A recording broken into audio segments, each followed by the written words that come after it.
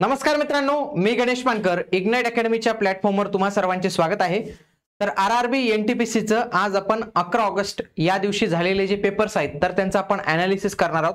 याच्यामध्ये प्रामुख्याने जीएस असेल, सायन्स असेल याच प्रश्नांचं ॲनालिसिस करणार आहोत. बाकी तुमचं गणित बुद्धिमत्ता वगैरे जे आहेत तर ते ॲज इट इज ज्या पद्धतीने आहे त्याच पद्धतीने विचारलं जात आहे. इग्नाइट अकॅडमीने स्वातंत्र्य दिनानिमित्त त्यांच्या सर्व कोर्सेसवर थेट 30% सूट दिलेली आहे. त्याच्यासाठी तुम्हाला इंडिया हा कोड यूज करायचा आहे. त्यासोबतच रेल्वे भरती 2025 साठीची आरआरबी एनटीपीसीची रेकॉर्डेड बॅच आपल्या ऍप्लिकेशनवर अवेलेबल आहे. ती जॉईन करू शकतात. त्याला देखील तुम्हाला 30% ऑफ मिळणार आहे. बघा, आज आपण सर्व जे प्रश्न आहेत तर त्यांची डिटेल उत्तरं जे आहेत तर तुमच्यासाठी इथं आणलेले आहेत. आता मागची पण पीडीएफ आपण टेलिग्राम ग्रुपला शेअर केली होती, ज्याची लिंक मी युट्यूबला दिली. आता याची देखील पीडीएफ तुम्हाला पाहिजे असेल तर कमेंटमध्ये प्रत्येकाने पीडीएफ हे टाईप करायचं. आणि ज्यांना वाटत असेल अशाच पद्धतीने आपण लेक्चर्स आणले पाहिजे की ज्याच्यामध्ये इन डिटेल माहिती देऊ तर यस टाईप करा. आणि ज्यांना पीडीएफ पाहिजे असेल त्यांनी पीडीएफ हा वर्ड टाईप करा. बघा, प्रश्न होता की अल म्हणजे अल नाही, हा एआय आहे. एआय ऑन ट्रायल हे पुस्तक कोणी लिहिलेलं आहे तर सुजित कुमार आणि तोसिफ आलम यांनी लिहिलेलं आहे. पुढचा प्रश्न होता 2025च्या 7व्या खेलो इंडिया युवा क्रीडा स्पर्धा कोठे आयोजित करण्यात आल्या होत्या. तर याचं उत्तर होतं बिहारमध्ये आयोजित करण्यात आलं होतं. फक्त काही कार्यक्रम हे नवी दिल्ली इथे आपल्याला बघायला मिळतात. ओके, बघा मग इथं मी काय केलेलं आहे, या पीडीएफ मध्ये तुम्हाला फायदा काय होईल की इथं जानेवारी फेब्रुवारीचे मी महत्वाचे इव्हेंट्स आणि त्यांचे ठिकाण कुठे झालेली होती याची यादी दिलेली आहे. तर ही यादी ज्यांचे पेपर असतील ना तर त्यांनी अवश्य ही यादी जी आहे तर ती व्यवस्थित पद्धतीने बघून घ्यायची आहे. पुढचा प्रश्न होता भारतीय संविधानाच्या कोणत्या भागात केंद्र आणि राज्यांमधील आर्थिक संबंधांचे वर्णन जे आहे तर ते केलेले आहे. बघा, भाग 12 जो आहे त्याच्यामध्ये finance, property, contract and suits तर याच्याविषयी माहिती दिलेली आहे. कलम 268 तर 293 मध्ये ही माहिती आपल्याला बघायला मिळते. बघा, याच्यामध्ये आता पुढे काय केलेले, मी भारतीय संविधानाचे सर्व भाग, कलम आणि ते कशाशी संबंधित आहे ही माहिती दिलेली. म्हणून ज्यांचा पेपर पुढे असेल त्यांनी ही माहिती वाचून जा, कारण की या माहितीच्या आधारे नक्कीच तुमचे प्रश्न जे आहे तर ते तयार होतील. ओके, बघा ही माहिती पूर्ण दिलेली आहे. पुढचा आहे खालीलपैकी कोणते आदिवासी नृत्य आहे, हे प्रश्न होता पण कोणतं ऑप्शन काय होते तेच आपल्याला इथं कळायला नाही. पुढचा उदयचा लॉंग फॉर्म काय आहे. उदयचा लॉंग फॉर्म बघा हा आहे उज्ज्वल डिस्कॉम ॲश्युरन्स योजना. तर ही ऊर्जा क्षेत्राशी संबंधित योजना आहे. वीज वितरण कंपन्यांना सुधार देण्यासाठी 2015 मध्ये ही योजना सुरू करण्यात आली होती. पुढचं होतं अलाउद्दीन खिलजीच्या लष्करी विभागाचे नाव काय होते. तर त्याच्या लष्करी विभागाचं नाव होतं दिवाने ए अर्ज हे नाव होतं. आणि याचा जो प्रमुख असायचा त्याला म्हणायचं अरीज ए मुमालिक. अशाच पद्धतीने अलाउद्दीन खिलजीचे जे वेगवेगळे विभाग असतील त्या पद्धतीने म्हणजे लष्करी विभाग झाला. पुढचा आहे राजस्व विभाग म्हणजे वित्त विभाग म्हणजे दिवाने विराजत, त्याच्या जो प्रमुख असेल त्याला वजीर म्हणायचे. पुढे गुप्तचर विभाग दिवाने ए बरीद, बरीद ए मुमालिक. तर अशा पद्धतीने हा टेबल बनवलेला आहे. हा टेबल पण तुम्ही या दिलेल्या पीडीएफ मधून जे आहे तर ते वाचून घेणे. पुढे बँक ऑफ मद्रासची स्थापना कधी झाली तर ती 1843 मध्ये झाली. पुढे मी जास्त काही बँक दिले जसं की bank of Calcutta, bank of Bombay, त्याच्यानंतर presidency bank and state bank of India तर यांची देखील स्थापना वर्ष इथे दिलेले आहेत. ते तुम्ही रीड अवश्य केले पाहिजे.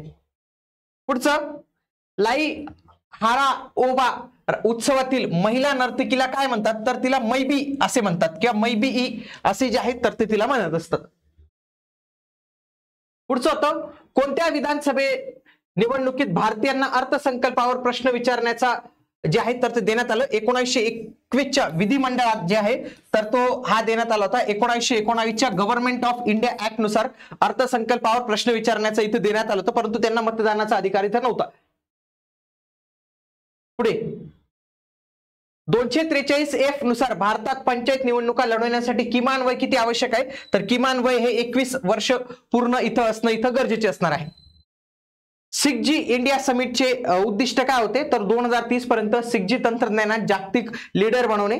आता ही समिट 14 मे 2025 रोजी नवी दिल्ली येथे झाली होती. त्याच पद्धतीने इतर समिटची पण यादी दिलेली आहे. फॉर एक्झाम्पल आंतरराष्ट्रीय जल समिट ही कुठे झाली आणि त्याचं उद्दिष्ट काय तर याचा पण एक कॉलम दिलेला आहे. ह्या कॉलम पण तुम्ही रीड करून ठेवायचा आहे. पुढे भारतातील कोणत्या राज्यात सर्वात जास्त कोळशाचे साठे आहेत तर ते साठ्यांच्या बाबतीत आणि उत्पादनाच्या बाबतीत झारखंड या राज्याचा नंबर लागतो. त्याच पद्धतीने बाकीच्या पण दिलेले बघा, कोळसा झारखंड सर्वाधिक साठे, लोह सर्वाधिक ओडिसामध्ये आहेत, मॅग्नीज प्रमुख साठे ओडिसा, क्रोमाइट ओडिसात सर्वात समृद्ध, निकेल ओडिसा. तर अशा पद्धतीने ही माहिती दिलेली, ही माहिती तुम्ही वाचून जाणे ज्यांचा पेपर असेल त्यांनी. 1857च्या उठावाचे नकारात्मक परिणाम जे आहेत तर ते काय झाले ते सांगायचे आहेत. बघा इथं नकारात्मक परिणामांची एक पूर्ण यादीच दिलेली आहे. तर कोणते कोणते परिणाम झालेले आहेत. पुढचं WHO, WIP, WTO ची त्रिस्तरीय शिखर परिषद 2025 मध्ये कुठे आयोजित करण्यात आली, तर ती जिनिव्हा स्वित्झर्लंड मध्ये इथे आयोजित करण्यात आली होती, कारण की यांचे मुख्यालय पण आपल्याला तिथंच पाहायला मिळतात. 57व्या घटना दुरुस्तीद्वारे सहकारी संस्थेशी संबंधित कोणता भाग जो आहे तर तो जोडण्यात आलेला होता. तर आपल्याला हा भाग जो आहे तर तो आपल्याला इथे बघायला मिळतो.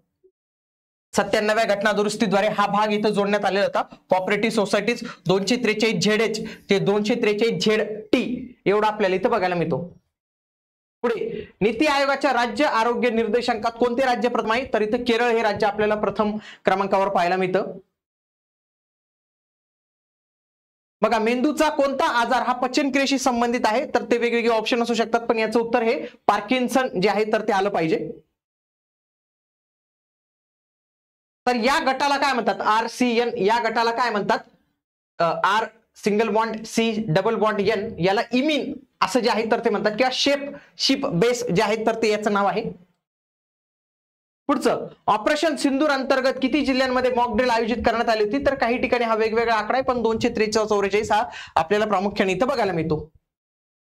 कोणत्या घटना दुरुस्तीद्वारे भारताच्या प्रस्तावनेत अखंडता आणि धर्मनिरपेक्ष हे शब्द जोडण्यात आलेले होते, तर याचं उत्तर आहे 42वे घटना दुरुस्ती 1976 द्वारे हे दोन शब्द जे आहेत तर ते जोडण्यात आले होते. पुढे डेस्कटॉप कॉन्फिगर करण्यासाठी संगणकातील कोणते साधन वापरले जाते, तर त्याला कंट्रोल पॅनल जे आहे तर ते वापरलं जातं. पुढे लॅनचं मुख्य कार्य काय, लोकल एरिया नेटवर्क याचं मुख्य कारण आहे मुख्य कार्य काय आहे, सर्व संगणक आणि उपकरणांना एकत्रित जोडून डेटा आणि रिसोर्सेस त्यांची शेअर करणे. पुढचं आहे C-295 लष्करी विमानांच्या निर्मितीत टाटा एअरक्राफ्ट कॉम्प्लेक्सचे उद्घाटन कोठे करण्यात आले, तर हे वडोदरा गुजरात येथे जे आहे तर ते करण्यात आलेले होते. पुढे वायव्य भारतात कोरड्या हवेच्या दाबाचे मुख्य कारण काय आहे, मुख्य कारण आहे हिमालय पर्वतांच्या पश्चिमेकडील ठिकाणी शुष्क वाऱ्यांचा प्रभाव आणि थोडक्याशा पर्जन्यामुळे कमी आर्द्रता निर्माण होते. कोणत्या राज्याची सीमा ही नेपाळशी जोडलेली आहे, मग बघा कोणते कोणते राज्य, उत्तराखंड, उत्तर प्रदेश, बिहार आहे, पश्चिम बंगाल आहे आणि सिक्कीम या राज्यांची सीमा तिथं जोडलेली आहे. सर्वंट्स ऑफ इंडियन सोसायटीची स्थापना कोणी केलेली होती, याचं उत्तर होतं गोपाळ कृष्ण गोखले यांनी 1905 मध्ये केलेली होती. त्याच्यानंतर पुढे आणखी काही प्रश्न आहेत, जसं की मध्यमवर्गीयांनी म्हणू शकत आपण यांना, मवाळ म्हणायचं त्यांना, मवाळ वर्गीयांनी स्वातंत्र्याची मागणी कशी केलेली होती. त्याच्यानंतर 2025 मध्ये लाईफ एक्सपेक्टन्सी किती आहे भारतातील. त्याच्यानंतर कोणत्या UN बॉडीने कंबोडिया आणि थायलंड मधील जे आहेत तर ते कॉन्फ्लिक्टला शांत राहण्याची हे केलं. आयका ही कोणत्या देशाची कंपनी आहे, ही फर्निचरशी संबंधित कंपनी आहे. युक्रेन आणि इस्रायलचे संघर्षाचे कारण काय आहे. पुन्हा INS तपस्या म्हणजे काय आहे. तर या संपूर्ण गोष्टींसाठीची ही 15 पेजेसची PDF आहे, प्रिंट वगैरे काही काढू नका, जस्ट जे आहेत तर ते तुम्ही इथं रीड केली पाहिजे. आणि आगामी रेल्वे भरती 2025च्या NTPC बॅच आपल्याकडे सुरू झालेली आहे, रेकॉर्डेड फॉर्मॅटमध्ये आहे आणि सध्या तुम्हाला या 30% ऑफ इंडिया कोड यूज करून मिळणार आहे, म्हणून तुम्ही हा कोड जे आहे तर ते अवश्य यूज करा. इग्नाइट अकॅडमीचे इतरही कोर्सेस आता आपण सुरू केलेले आहेत, जसं की बँकिंग, नवोदय, लॉ, MBA हे पण कोर्सेस आपले आता सुरू झालेले आहेत. भेटूया पुढील व्हिडिओमध्ये, तोपर्यंत जय हिंद, जय महाराष्ट्र, धन्यवाद.